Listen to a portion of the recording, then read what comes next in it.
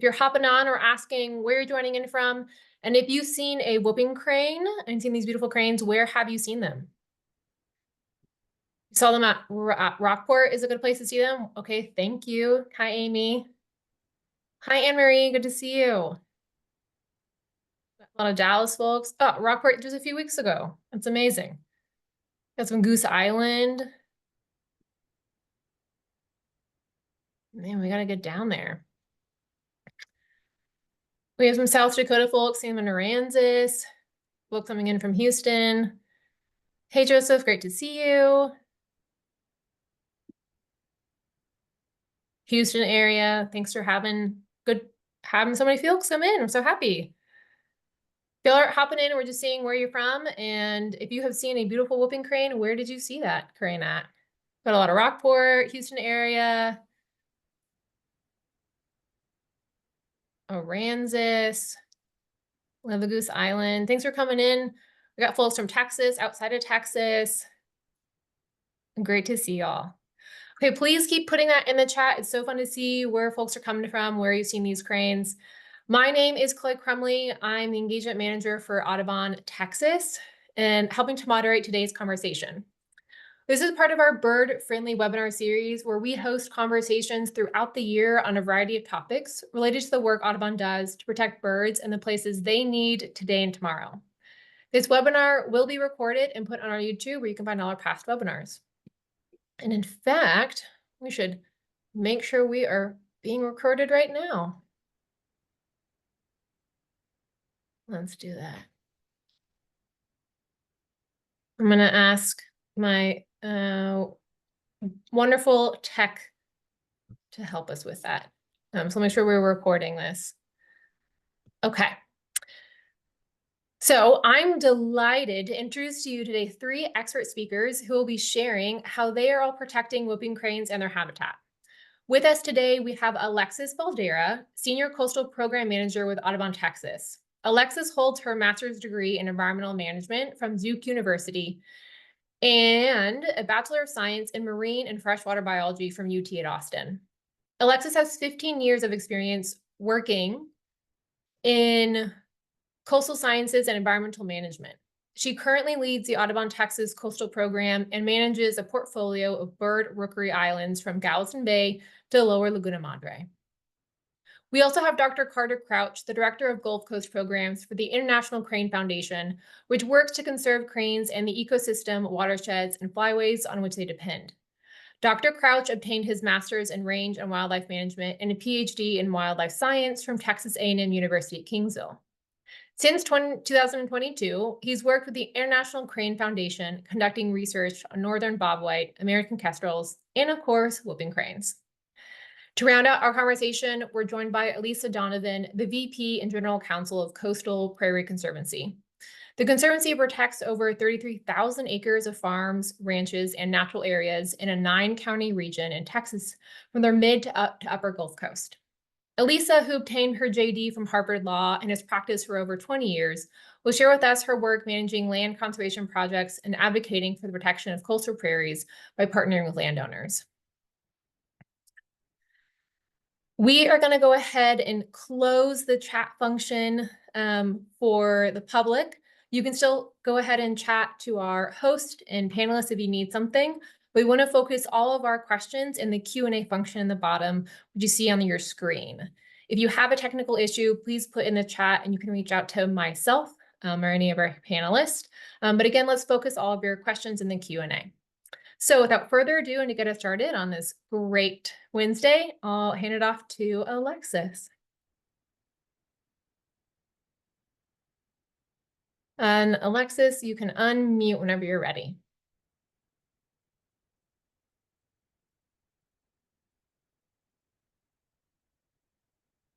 Oh. There you go. Can you hear me now? Yes. Okay, great. All right. Thanks for the introduction, Chloe. And I just want to echo, thank you everybody for joining us on your lunch hour today. I am the Coastal Program Manager for Audubon, Texas. And if you joined us last year on our coastal webinar, you saw that we celebrated 100 years of coastal conservation. We've generally focused on the rookery islands along the Texas coast. But this project on whooping cranes gave us a chance to work a little bit more inland and with some new partners. So I'm going to be talking about a decision support tool that Audubon developed to do some coastal resiliency planning for whooping cranes in the habitats around Matagorda Bay.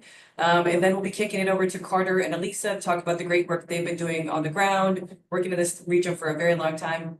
But first, I wanted to just take a minute to reflect on why whooping cranes, why now, and kind of why Audubon chose this project. And hopefully throughout this presentation, you also get to see some great pictures of whooping cranes. I saw all the people responding in the chat, and it looks like many people have seen them in person and are already lovers of the whooping crane. So first, why whooping cranes? Hopefully you can see my slides progressing. There we go. I think it went now.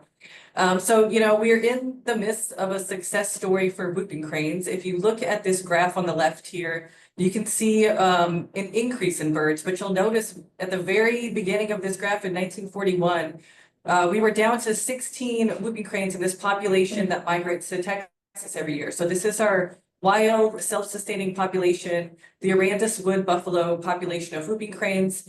At one time, we were thought to have tens of thousands of whooping cranes across the U.S., but due to, habitat loss, overhunting, overexploitation of the birds, their numbers plummeted to an all-time low for this population of 16 birds in 1941. So they were listed on the Endangered Species Act in 1970, and through concerted efforts, collaboration between state, federal governments, nonprofits, tribes, private industry, a lot of efforts to protect, restore their habitat, their nesting grounds, like you can see on this slide. This amazing picture of a whooping crane nest, I just love this. I would love to see this majestic bird and its huge egg in the wild. Their nesting efforts were protected, and also through captive breeding programs, the bird's population started coming back. And so we can now say the bird is no longer on the brink of extinction, although we still have a ton of work to do to get the numbers increased and get them fully recovered. So this chart on the left kind of ends in 2011. You can see we had about 275-ish birds. I'm sure Carter will have some new numbers, but we currently have around 500 numbers in this population. And the population I'm talking about is the one that migrates from Canada down to Texas. You can see this flight path here, pretty straight shot to Texas. I also dropped a couple links in here, which I'll share in the chat at the end of my presentation. If you want to explore these maps in person, you can go to the bird migration explorer that Audubon has and look at the whooping crane tracks and a lot of other birds. And then we have a story map here on the right, which I've zoomed in on so you can see where these birds occur in Texas. And so you have Port O'Connor up here near Matagorda Bay, but everything in the pink and the purple is the Arandis National Wildlife Refuge. This is where the birds come in the winter to forage and get foods, primarily using the salt marshes in this region. So the darker pink and purple is where you have the highest concentration of birds, and then fading to white, you have less birds. And then I've also added this kind of orange rectangle here to show where our study area is.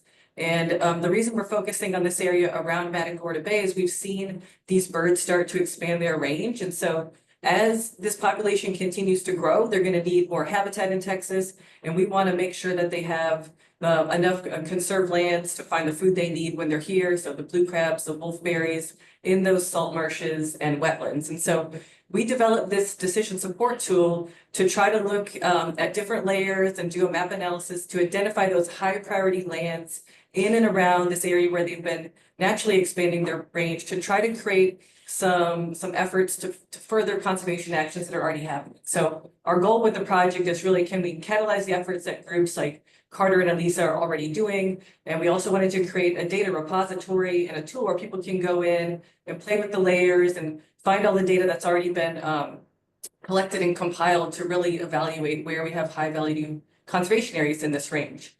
And so this is our study area, and I'll walk you through the layers that went into the tool and hopefully give you enough information to understand the analysis without getting too nerdy and too mathy. I've only got 10 minutes, so I want to keep it pretty high level here. So we chose the 5-county area around Matagorda Bay. It's about 3.7 million acres. And the reason we chose these 5 counties, as I said, is we've seen the cranes start to expand their range here. We also wanted to keep our area relatively small. The more data we include, the bigger our area gets, the less specific our priorities become. So we wanted to be able to identify high priority areas here. So what we did was we worked with the Stiglo group and we did this mapping analysis. So we identified 4 themes of data that the whooping cranes need for their habitat. And we pulled in partners from International Crane Foundation, Coastal Prairie Conservancy, other nonprofits and land trusts working in this region, state agencies, federal agencies, to try to get the right data and the best data that we could. So we didn't go out and collect new data for this effort. We were using data that's already been collected or modeled. And so as you can see on this slide, I'll walk you kind of through the 4 themes, so 3 on this slide and 1 on the next. And what went into this, you kind of understand how we're getting these priorities. So first, we need to know where whooping crane habitat currently exists. And that's what our habitat layer involves. It's current carrying capacity, Texas Ecological Index, and GPS location. So these are data sets from U.S. Fish and Wildlife Service, Texas Parks and Wildlife, and U.S. Geological Service. They're showing where the habitats that whooping cranes need currently exist, or where whooping cranes have been identified in these 5 counties. And so that's our primary layer to say, where are they now? And then we wanted to include also a climate layer to say, where do we think these habitats might move in the future? And so we used a layer from the National Oceanic and Atmospheric Administration that predicts where marshes will be in the future. So as sea level rise continues, marshes are going to migrate. We might have some freshwater marshes turn into saltwater.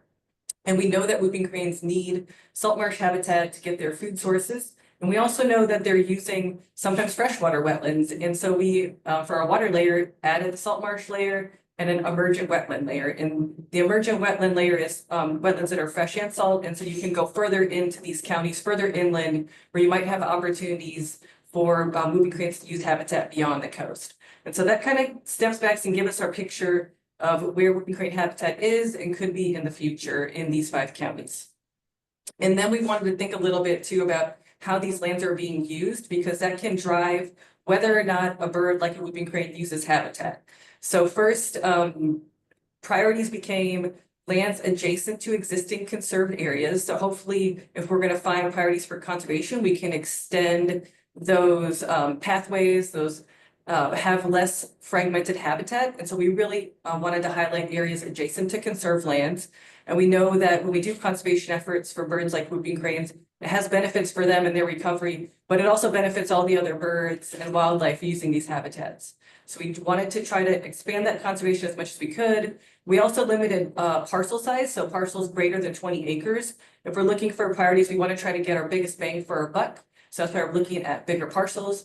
And then we also did cropland, specifically focusing on rice farming, because we know that rice farming involves flooding the land, and maybe there's opportunities to partner with private landowners who are interested in doing management practices that also benefit whooping cranes. And so those are kind of our priorities for land use. And then we use the land use layers to also exclude parcels. So things like if it's near a wind turbine, we don't want to include that as a priority. Or if it's in an urban area, we know whooping cranes aren't adapted to living in urban areas. So those came out of the analysis. And this slide is kind of how the sausage is made, shows you our process. We take all these layers, these 4 themes, and then once you have your model, it's actually a really interesting process. You can kind of turn up different themes and layers. So you can turn up climate change. If you just want to look at where you're going to have priorities related to that future marsh layer, you can heavily weight climate change. You can do the same thing with land use, habitat, or water. And so we actually did, different scenarios for each of these themes. And then to choose our overall priorities, we chose those pieces on the map that were popping red. And you'll see on the next map what I mean by popping red, but popped red in each of these 4 themes. So we wanted the priority areas that were going to be highest value for each of these 4 themes. And so you can see on this next slide what we came up with. This shows you everywhere in these 5 counties that these 4 themes had the highest value for whooping crane habitat now and going forward, with those different factors considered. So we put this information into 2 formats. One, kind of a more formal report. You can get that from me, and I'll share my contact information in a couple of slides if you want to reach out to me and get that report. But it includes all of our different scenarios and the overall priorities, which is what's shown here. And we also have an appendix that has all the maps for all the different data we included in this analysis. And you'll see when we crank out those final results, It's no surprise that the areas along the coast are showing up as our brightest priorities because that's where you have salt marshes and that's where you're likely to have salt marsh in the future. But we also have some interesting areas up here in Wharton County and Jackson where maybe we have rice farming or emergent wetlands that could become high conservation value for whooping cranes. And then on the left, you can see we also created this interactive web tool. So we took these maps and this data, we put it online on ArcGIS, Esri Online. And so you can go into this tool and you can select for different themes and priorities. If you want to just look at salt marshes, you can do that. If you want to look at just the water priorities, you can do that. But this is kind of the overall priority zoomed into one part of the coast to illustrate how, the green shows areas that are already under some conservation action, can be an easement, can be a management plan. It doesn't mean all the work is done in these areas. We have plenty more work to do in some of these, as Carter pointed out to us during our process. But then adjacent to, you have a lot of red priority areas. And I also added the wind farm. So if you are thinking about where you want to do conservation, you're going to want to avoid places that already have wind farms. So it's a really great tool that people can use when they're thinking about where they want to conserve lands in this part of the mid-Texas coast. And like I said before, we really hope that this tool and these maps can be kind of another piece of that puzzle when we're making the case for why we need conservation or why this land is going to provide value to species like whooping cranes and others. We hope it can be something useful that others use. And then it's also a tool that Audubon's going to use as we expand our programs in this region. Audubon Conservation Ranching Program, for example, works with private landowners. And so when we're thinking about priority places to do conservation ranching, some of these areas in red will be the first places we go. So that's really my 10 minutes. It goes by quick. I wanted to say thank you to everybody who helped us with this project. Jan Roberts especially gave our generous lead gift to kick off this work. So thank you, Jan. Also want to thank everybody who helped us, the partners, the agencies, land trusts, to get the right data in, to kind of validate the results, make sure we had the right results in the model. And then also wanted to thank the team at Siglo who really did the grunt work and the analysis and helped us create a beautifully designed report. So thank you for the time. Thanks for having me today. Here's my contact information and also kind of all the Audubon. If you want to connect with Audubon and find more information about our work, here's how you do it. So thank you. And if I have time for questions, Chloe, I'm happy to take a question or two. Yeah, absolutely. Thank you so much, Alexis. And apologies on my end for any background noise when my dog was barking. That was a beautiful report, and Alexis had to go quickly, but we want to leave this opportunity for questions. As a reminder, please put your questions in the Q&A function on the bottom of your screen. You should see a square with a question mark in Q&A. Alexis, I don't know if there are any specifically but one that had to kind of come up that might be just interesting for sort of some folks is how long did it kind of take for you to work on this project? What was like a start to finish? It took us about a year. So it took us about a year from, the idea, getting the contracts going, and then getting the data, having an initial meeting with stakeholders and partners, reviewing the data, then doing the analysis, and then sharing it back out with kind of the technical team, and then, publishing the report. It took us about a year, I think, from start to finish of actual work. And this might be helpful for our also folks to understand for our next two presenters, but when you're looking at understanding locations of whooping cranes, how are folks tracking that? What is the tool being used to know where they're located? Well, for our tool, we use different data layers, and I think someone asked if eBird's used, and eBird was used to look at where whooping cranes are, but I think I would probably kick that over to Carter. I think he would be better equipped to answer how we're tracking whooping cranes today. Wonderful. Well, perfect. We'll move that over to Dr. Carter Crouch and talk about their work from the International Crane Foundation and what they're doing in Texas. So Dr. Crouch, please take it away. Thanks. Yeah, I'll take the question first before I get started so I don't forget it. Some of these birds have transmitters on. If you look at this picture, there's a bird here with color bands, so we can know when that bird was banded, how old that bird is. But this bird over here has color bands and an active transmitter. These newer transmitters are sending data points every 15 minutes. So we're getting a lot of data on these new transmitters. I believe in this decision support tool, we use mostly phase 1 data. Alexis, you could correct me if I'm wrong. Those transmitters were sending data every about 4 hours. So still getting a lot of data. But for our research, we use transmitter data, we use eBird, we use our own observations. If you're taking pictures of color banded birds, please share it with the scientists, because we've definitely used it. And we recently published a paper on some of these inland wintering birds that are shown in this picture. And we used both iNaturalist and eBird data, and it was pretty important to filling in some of those knowledge gaps. All right, I'm going to jump into my talk. My name is Carter Crouch. I'm the director of our Gulf Coast programs for the International Crane Foundation. So I oversee our work in Texas and Louisiana, but I'm going to talk about our Texas program today. I do work for the International Crane Foundation, and I think Chloe already read our mission, but we do work worldwide. We work with all of the 15 crane species in the world. And here in Texas, we are focused on whooping cranes. Whooping cranes are the rarest crane species in the world, and by quite a bit, I would say. In our Texas office, we've got 4 people here based in Rockport, Texas. We've got Peyton, Katie, Maddie, and myself. And we work with whooping cranes, but here in Texas, we work specifically with the Aransas wood buffalo population of whooping cranes, which is shown here in black. The Aransas wood buffalo population is the last wild remnant population for this species. And this is all of the data since we've been monitoring whooping cranes formally, starting in 1938. And I think it's interesting when you look at all the data at once, because I think it tells, some interesting stories. The first is when we really started monitoring whooping cranes. For one, there wasn't very many, but there was 2 populations at the time. And we had our Texas flock, but there was also birds in Southwest Louisiana. And at the time, it was pretty unclear if we were going to lose whooping cranes completely, or if we were going to lose one of the populations, which population was it going to be? Because as you can see, both populations were quite low. We lost the Louisiana population in 1950, and our Texas flock has been slowly inching its way back from the brink of extinction.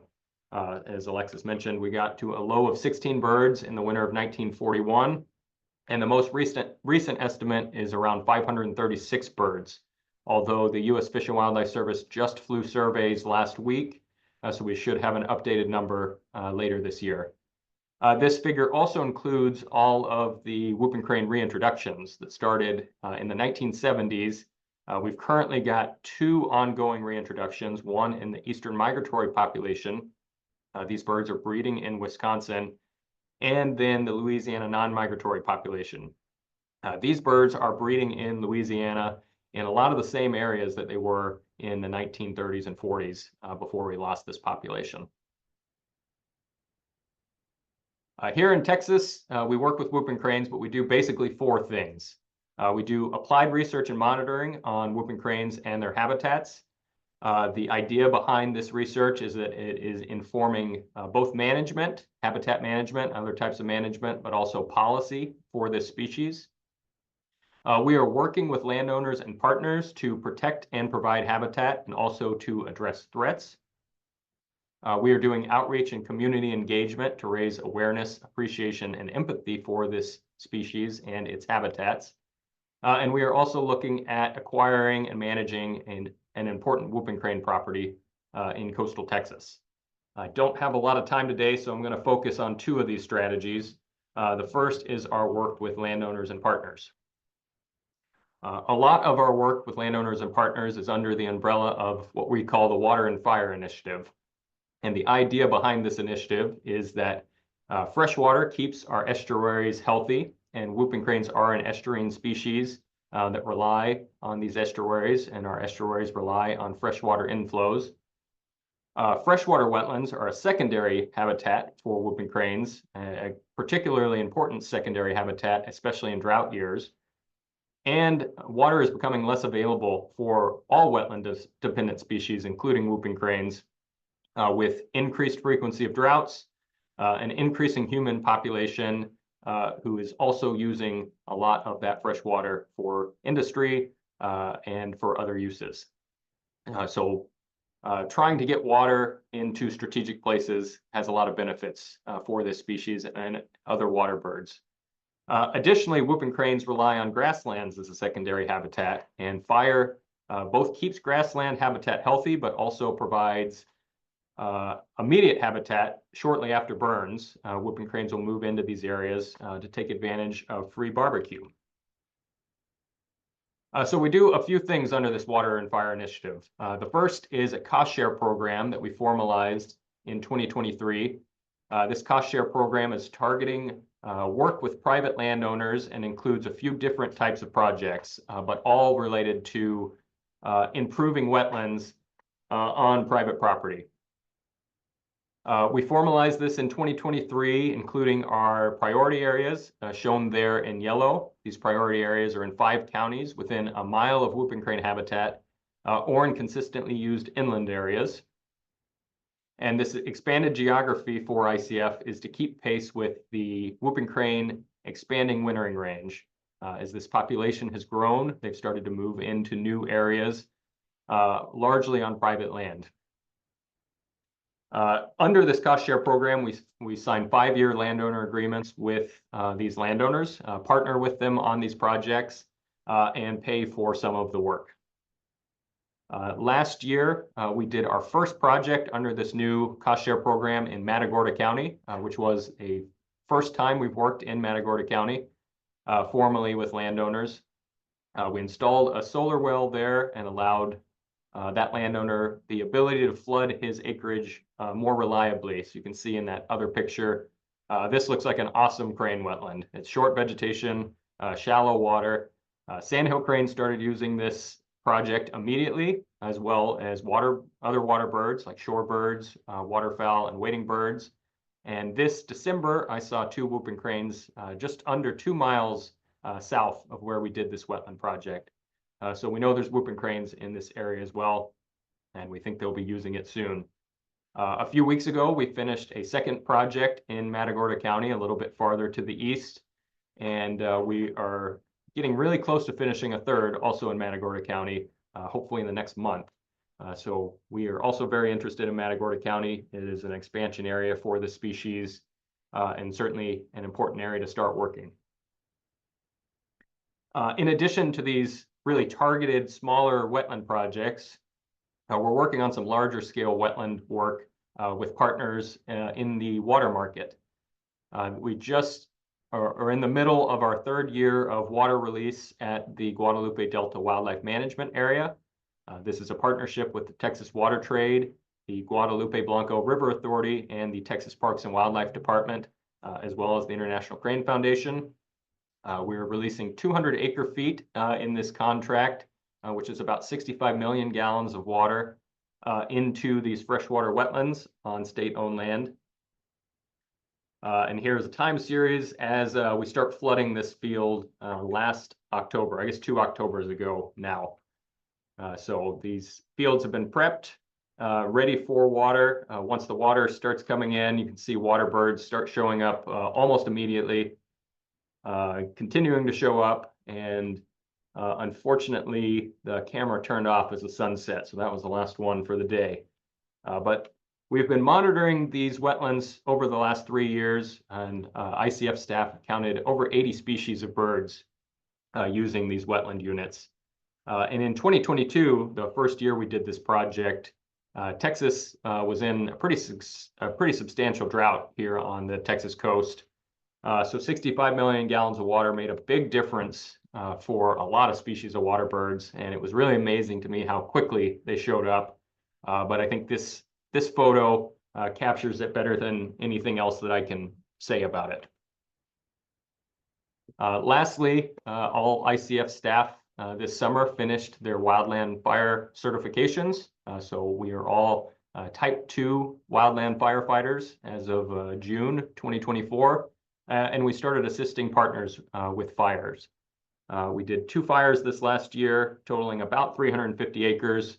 And I included that picture down at the bottom from one of our freshwater wetland studies, showing what happens in a burned area if whooping cranes are nearby. They move into these areas pretty quickly. but also that brush in the background gets opened up, providing more of a grassland habitat that whooping cranes, grassland birds, shorebirds also rely on. Lastly, I want to talk about our new strategy, looking at a property acquisition of an important whooping crane tract in coastal Texas. So since the Texas program opened in 2011, we've been working on those first three strategies pretty much as soon as the office opened. We've been doing research, outreach, working with partners and landowners. But in 2023, we finalized our 10-year strategic plan and included a new strategy that we think is pretty bold. It feels bold for us because organizationally, we've not typically done large land deals.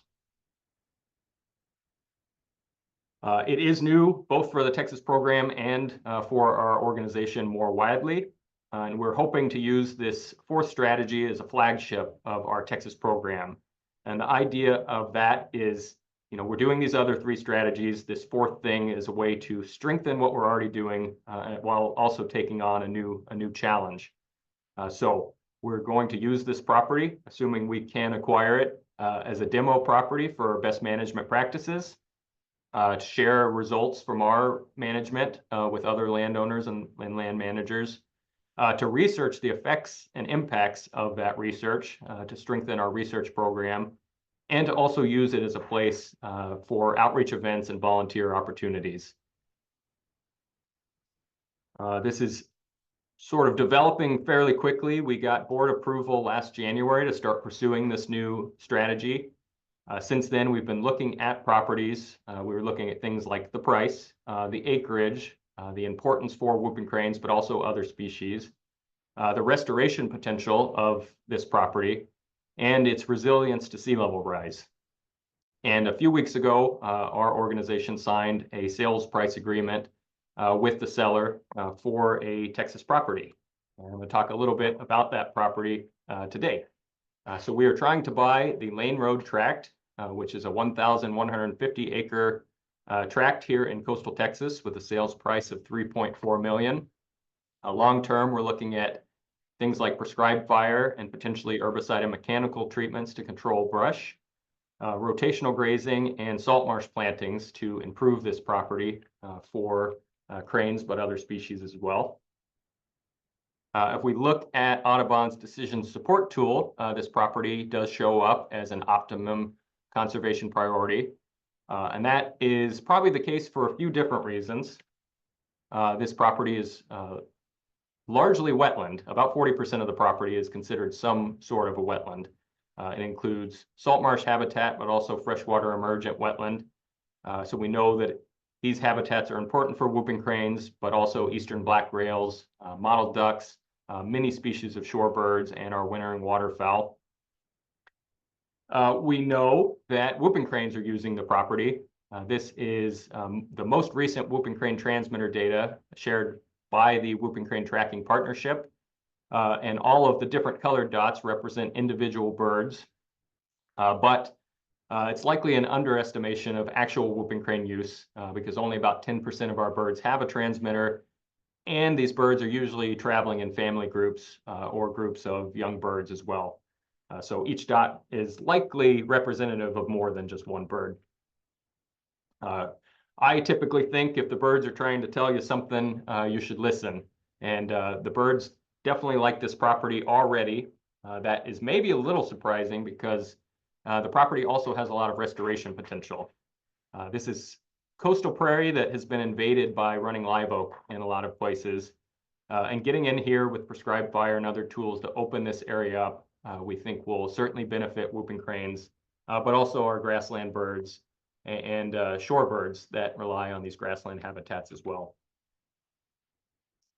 This property shown there in lime green is within a landscape that includes a lot of already protected acreage. So protection of this property and management of it long term, we feel will only increase the resilience of this landscape for whooping cranes and other species that are important.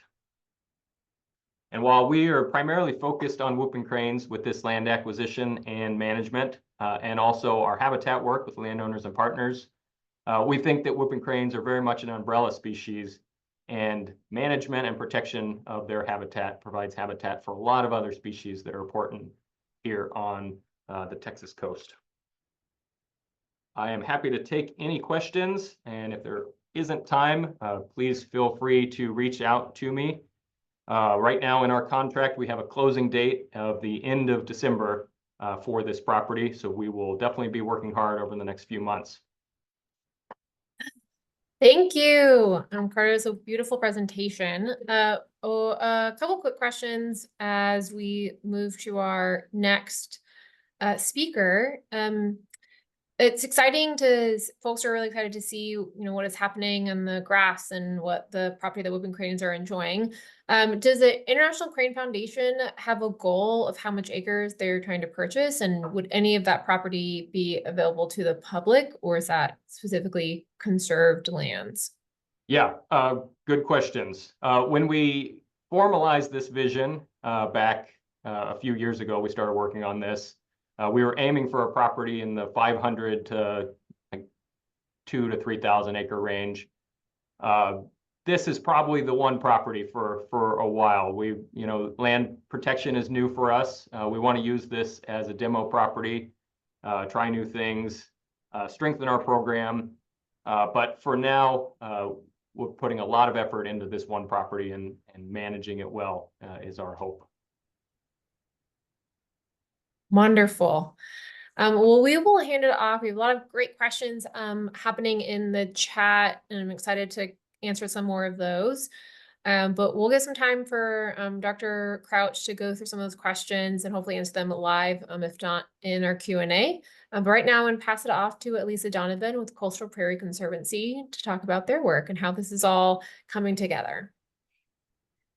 Great, thank you. I really appreciate being asked to be here today. So I'm with the Coastal Prairie Conservancy and am going to visit with you about some of our initiatives working with private landowners to conserve and protect those lands.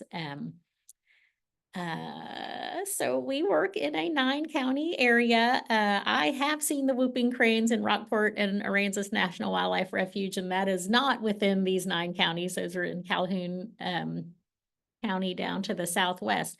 But a lot of these expansion areas, particularly in Matagorda County, is an area of high interest to the Coastal Prairie Conservancy.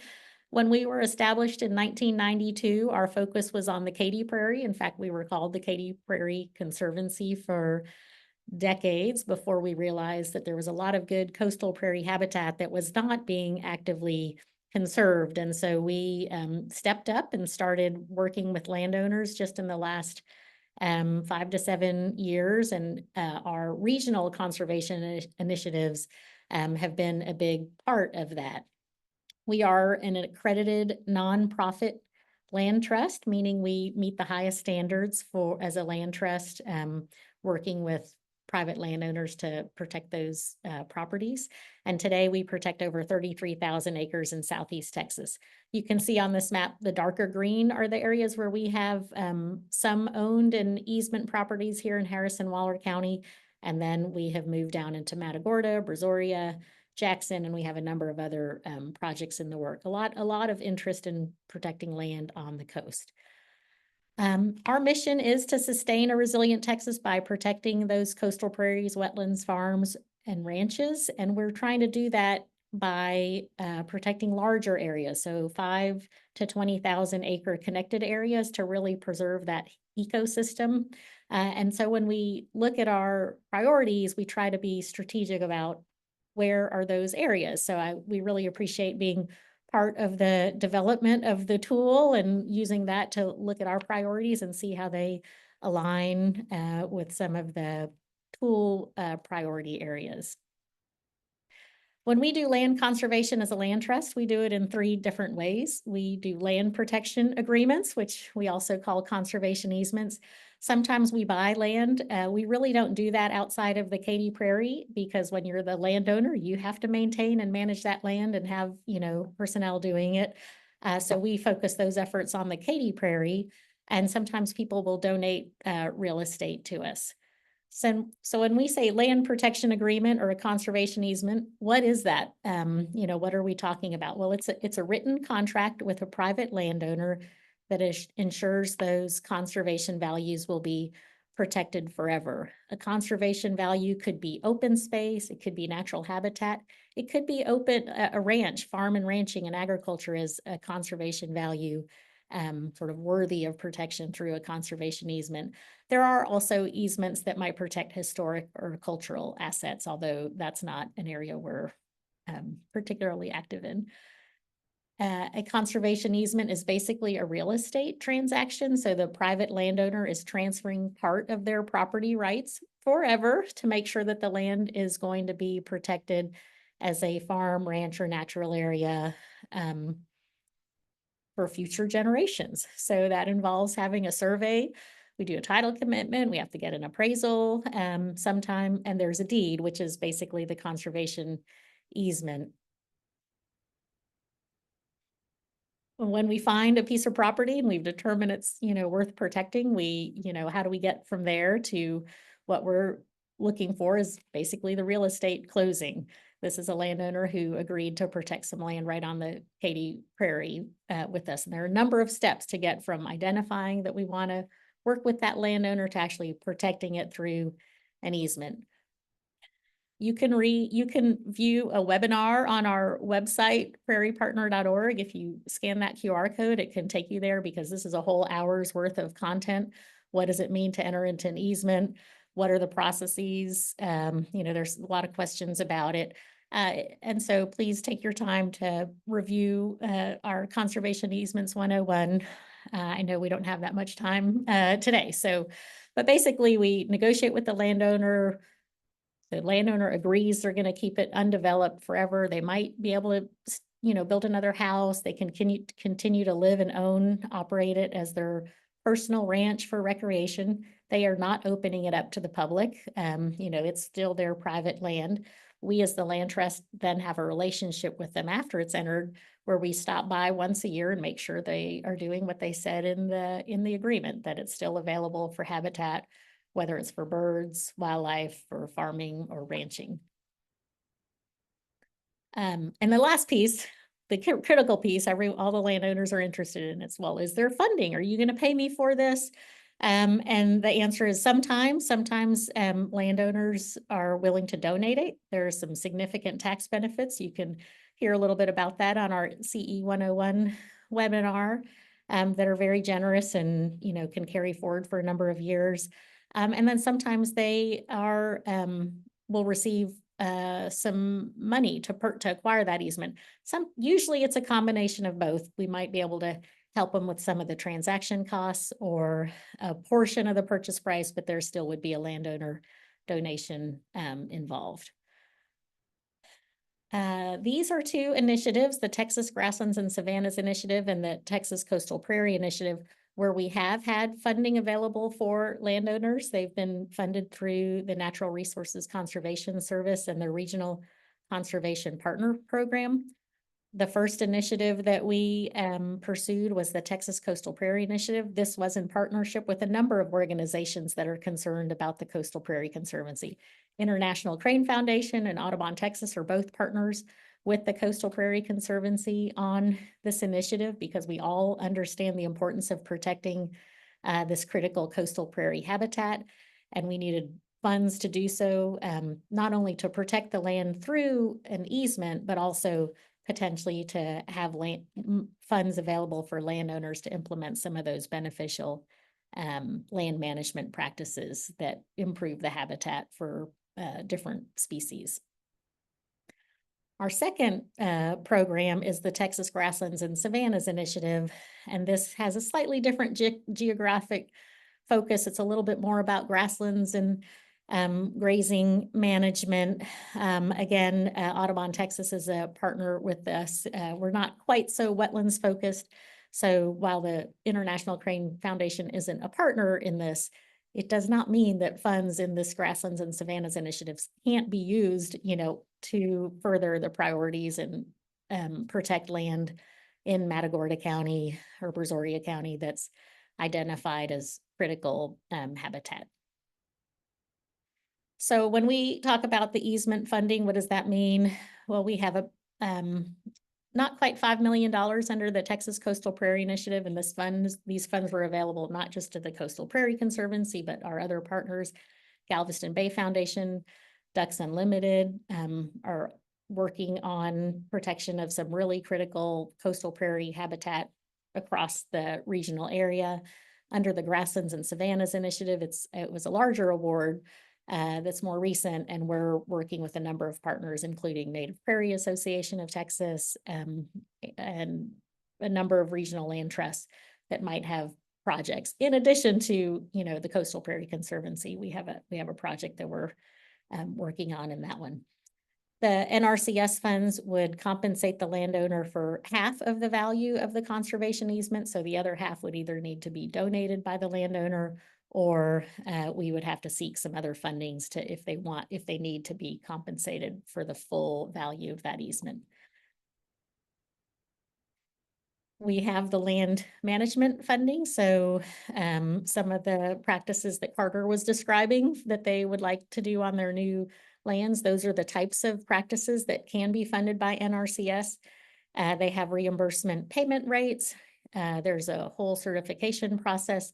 We generally work with our partner Wildlife Habitat Federation that can go for free with the landowner and help them develop a conservation plan, identify what kinds of practices they might want to do. Maybe this one area has a lot of invasive species, so they can make some recommendations on how the landowner could eliminate those species, come in with some native seeding perhaps, maybe a burn would be appropriate, on some kind of time period. So they'll fully develop that plan at no cost to the landowner. And then the funds are also available to help pay for those actual practices. So that's an ongoing program we have across both initiatives regions. And so we'd love to work with private landowners that want to improve their habitat. And there's we have quite a bit of funds under the Coastal Prairie Initiative. We're kind of wrapping that up next month. So we have an open last funding call for proposal under that. We hope to be able to renew that in the future. And then the Grasslands and Savannas Initiative is also ongoing with it. Currently, we have a funding open for the habitat management, and we will continue to have more funding rounds for at least another 2 years. This is the technical assistance to landowners, just helping them develop the plan to design those practices. Now we're going to talk a little bit about the tool and how that relates to some of our work. For all of our work, and particularly when we started the Coastal Prairie Initiative, it's a large area, it's 9 counties. So how are we going to focus our efforts if we really want these large connected blocks? Where should we focus? So our team, we worked with all of our partners and invited them to work with us. The International Crane Foundation was actually a huge part of this. They had a biologist on staff with a lot of GIS capabilities and helped us, generate maps and priority areas and look at the different tools. And so that was, step number 1. And then we focused our outreach on landowners that were within those highest priority areas. We also have some general outreach. We've hosted now 2 conferences under these initiatives. We do landowner workshops in partnership with other partners to educate landowners about available funding and also the importance of their private lands for conservation of a number of species. Whooping cranes is one of many species that we're interested in. Then we have a process when we actually get people that are interested and want to do work with us. How do we prioritize? We may not have adequate funding for everyone. And so our committee has developed a sort of pre-screening sheet. We look at the land and see how it aligns with priority habitat for different species. And then we'll implement it, and later we have to report it. So these are some of the plans that we looked at when we were first developing our priority zones for the Coastal Prairie Initiative. The little GIS map at the bottom, I think those are some of the high priority whooping crane areas, but we also looked at the Gulf Coast Joint Venture. We're really interested in mottled duck habitat. And so we sort of overlaid all these different plans and tried to identify where there was, multiple overlap. And in the most part, we wanted to identify areas that were anchored by an existing conservation area, whether it was a national wildlife refuge or a easement property that we had already protected. So we already had 5,000 acres on the Colorado River. Let's go ahead and add another 5,000 acres. That would be better than having sort of scattered conservation across the region.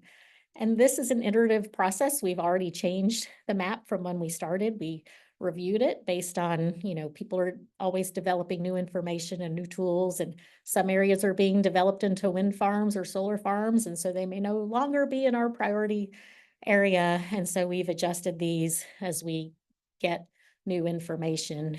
The tool that Audubon Texas developed was after we had already identified our priority areas, but it was we used our information to sort of inform on looking at their tool, and then it works backwards. It's nice to look at this and say, oh gosh, we were so smart. We actually added this area in between the refuge areas. It's a really hot spot. And if you go back to our spot here, you could see our Matagorda Bay Mid is a new area that we had identified because there was a lot of information about how valuable that was, particularly for whooping crane expansion, but also a number of other wetland dependent species. So I just foresee this being an iterative process, and it's really nice to have a tool that remains up to date as land use changes across the region. This is the area, just for your information, for the Grasslands and Savannas initiative that we're pretty early on in the process. It does go further inland into the Blackland Prairie and the Post Oak Savanna, but there's still Matagorda, Jackson, Brazoria are all coastal counties that, we would love to continue to work with private landowners for conservation work. We have flyers, we do postcards, we have marketing. I've shown you this QR code now a few times, to really try to get the information to educate landowners about both land protection agreements as well as habitat management practices that they can put in place. Just more information. This is the sample prioritization sheet that we use. And you can see there's scoring for different species, and there's really good score if it's been determined to be good habitat for whooping crane. That put a thumb on the scale. And we use that to decide the projects we'll work on. So real quickly, I know I'm at the end of my time, but NRCS funding is not the only funding we work with.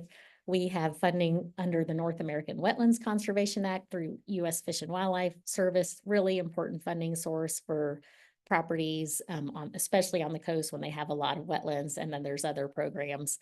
There's private philanthropy. The Texas Parks and Wildlife Farm and Ranch Line Program is a really good state level source that we can also access to purchase conservation easements. That's what I got. So thank you so much for your time. Wonderful. Okay. Well, thank you so much, Lisa. If you went ahead and stop sharing your screen, I'm going to put on the screen some of the contact information for our speakers today. And then we have a couple of questions. You have time you want to answer, go ahead and answer a couple of questions. We may not get through all of them, but as I'm prepping the screen for our emails, one that's going to come up a couple of times that I wanted to get answered is basically, how can people get involved? If you're a landowner, if you have sightings of whooping cranes, what is the best way for folks to get involved for kind of each of your programs?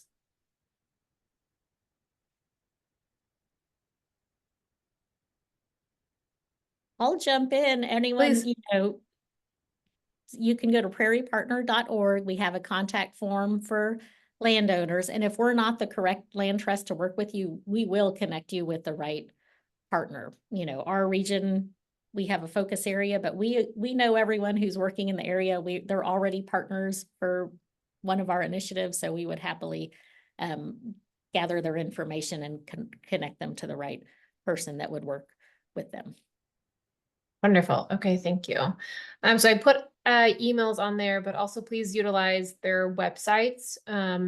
If there are sightings in particular, if folks see a whooping crane, what is the best way for them to input that data that could be useful for any of the tools we've talked about today? Just put in the chat one option for reporting a banded crane. You can report them on ICF's website. It doesn't have to be banded, but if it is banded, please take photos. Sometimes you can't really do much unless you got the photo. So if you see a banded crane, please try to get a photo, but if not, the best description you can. And that is very helpful for a lot of scientists. The transmitters don't last forever. The color bands usually do, so we can figure out birds are still around and who they're paired with and things like that. Wonderful. And I'll make sure to share these links in a follow-up email for folks as well, and see the contact information.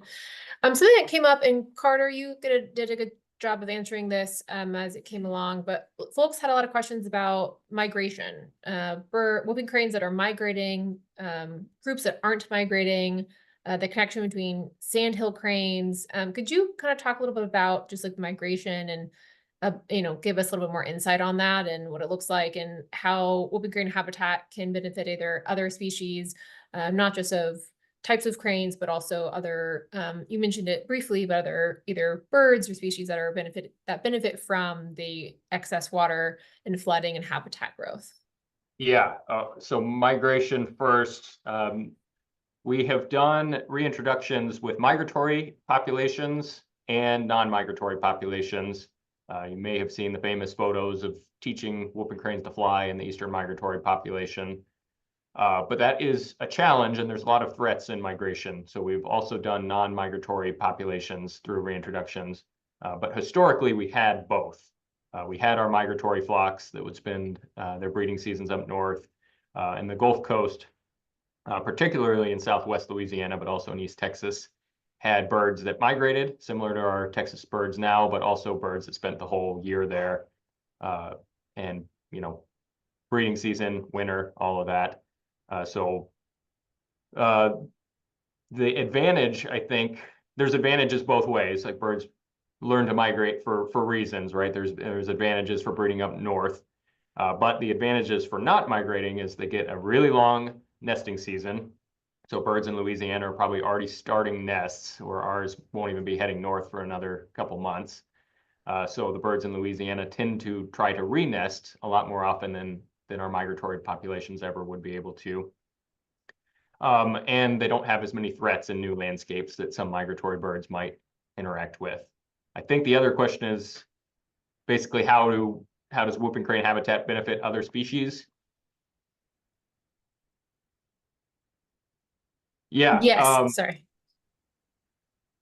Whooping cranes need really large areas and large landscapes. They're a really big bird. They're fairly territorial in parts of the year, some more than others. So protecting whooping crane habitat typically means you're protecting large areas, but also kind of diverse habitats. Our whooping cranes spend a lot of time in the salt marsh, which is a really important habitat for a lot of different species, including commercially important species like shrimp and crabs, and some of our fishery species. But they also spend habitat in our freshwater wetlands, some of our coastal prairies, now increasingly more in some of our agricultural areas. So if you've got big open landscapes with water, whooping cranes can probably use it if it's in the right geography. And that's what a lot of waterfowl, a lot of shorebirds, some grassland birds who are also imperiled also need. Wonderful. Another question about, I know Lisa, you mentioned that if the landowner wasn't the correct person and you had potentially they weren't the best for you, we could reach out to someone else. We had a question though about what is some of the best like qualifications, and maybe for any of this, maybe also Alexis on this, what are we looking for in the land, and when a landowner might think that they have a space that would be beneficial? Are you taking into consideration anything about like pesticide use if they're a farmer, or location near to water? Are there certain like requirements a landowner should be thinking about? Start from an Audubon perspective, when we do our Audubon Conservation Ranching Program, we do work with landowners to develop best management practices and think about things like pesticide use. And that program is specifically focused on cattle ranching at this point. And so if that's of interest to someone, they could definitely reach out to me and I can connect them with the Audubon Conservation Ranching team.